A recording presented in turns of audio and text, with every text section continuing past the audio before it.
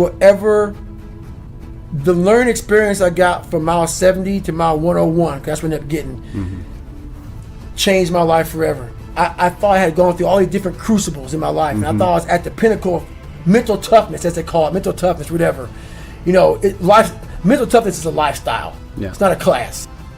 So I was here, and I thought, man, I'm way up here mental toughness wise. My mindset's great. Mile 70, I sat down in this chair, and my nutrition was so bad, my plan was so messed up.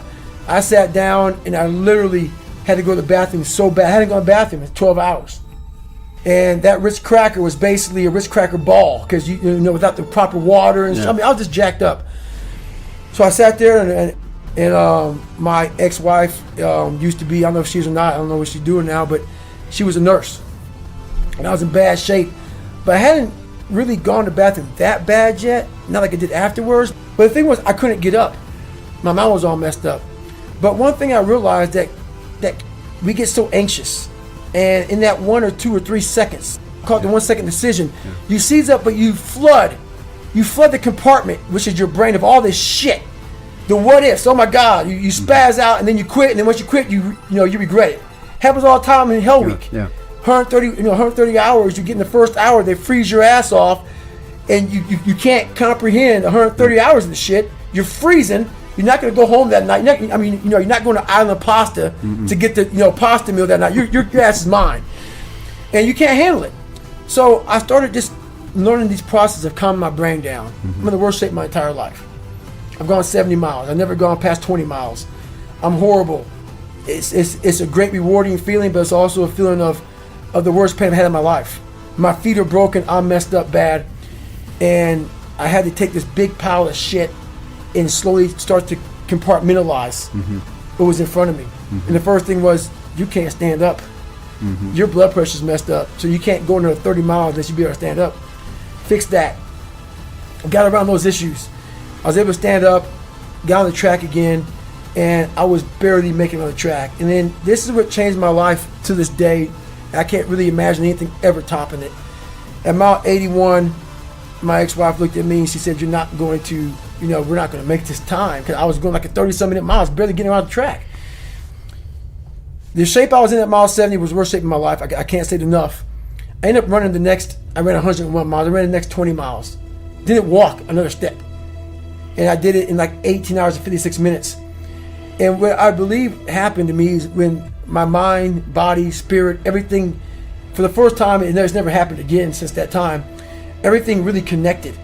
When my mind knew he's not going to quit this race. Non-negotiable. I gave myself no way out. My mind said, we have to find more. We've all of us have gone through very hard times. But when we're in a hard time, our mind has a way of forgetting what all we've overcome. I have a way of taking 1 second when I want to quit and saying, okay, you endured this. So I look at my life and how I came up as the ultimate training ground, versus most people look at it as why? Woe is me. God, why? Right. Why? I had to flip this upside down and say, hang on a second. God was training me to be one of the baddest men on the planet. That's how this was my journey. So when I was in the worst time of my life in Hell Week, I looked at everybody and said, I'm the most trained person here. So I'm looking at the baddest people on the planet. I'm looking at them like this.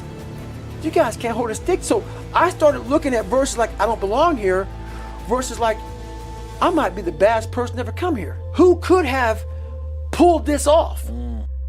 Who could have been given a sewer to live in their mind and say, okay, at birth, I'm gonna put you in the worst place on the planet Earth, and let me see if you can go to the top of the mountain with nothing.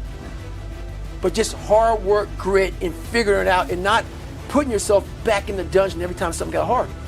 So that's what became my daily voice was, you really are the baddest person on the planet. And after a period of time, you start to believe that.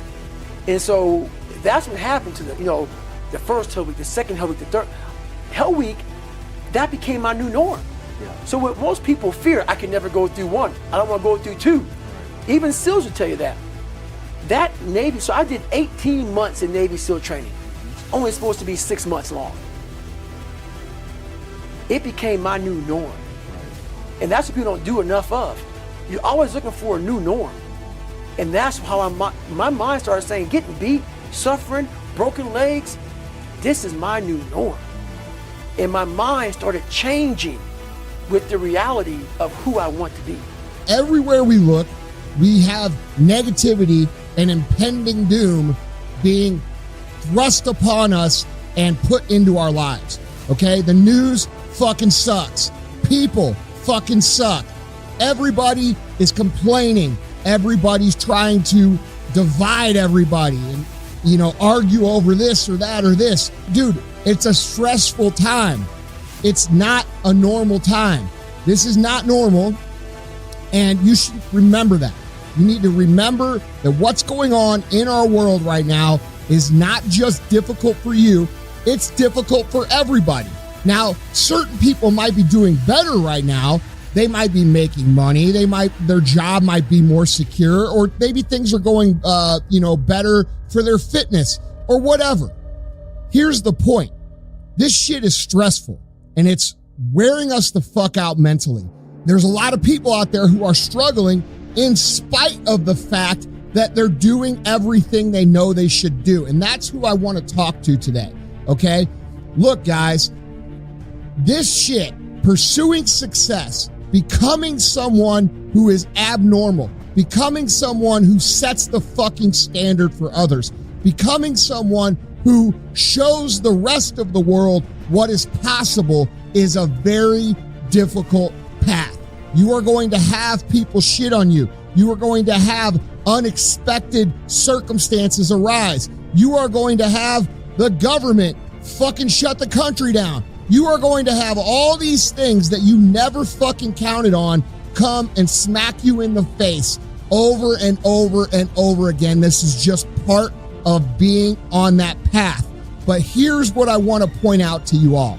Every single one of you who is struggling right now, you need to understand this. What you're going through right now is necessary. What do you mean it's necessary? It's necessary because what's happening right now is you are forging the fucking skills. You are forging the determination. You are forging the grit.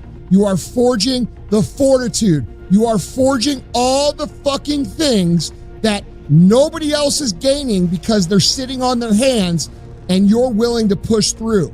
This fire you're feeling, this pressure you're feeling, this frustration you're feeling, this is what is going to make you into the weapon that you are going to become that will then build the life that you are out to build. I need you to understand this. I call it the gauntlet, okay? You cannot develop the skills you need to win consistently without going through the motherfucking gauntlet, all right? And a lot of times when we're going through this gauntlet, we self-pity, right? We talk about how unfair it is. We talk about how fucking hard it is. We talk about how nobody gets it. And guess what? All those things are fucking true. It's not fucking fair. Most people don't get it. Most people have no idea how fucking hard it is for you. And guess what? They're never gonna. So why are you screaming about it? Take this opportunity to recognize that the chaos in your life is actually forging you and improving you because you're choosing to press on when everybody else is falling off. This is how you look at hardships. This is how you look at frustration. You look at it as a tool that's teaching you lessons that are going to become valuable to you, maybe tomorrow, but for sure in the near future. And other motherfuckers are not going to have them because they're not willing to push on.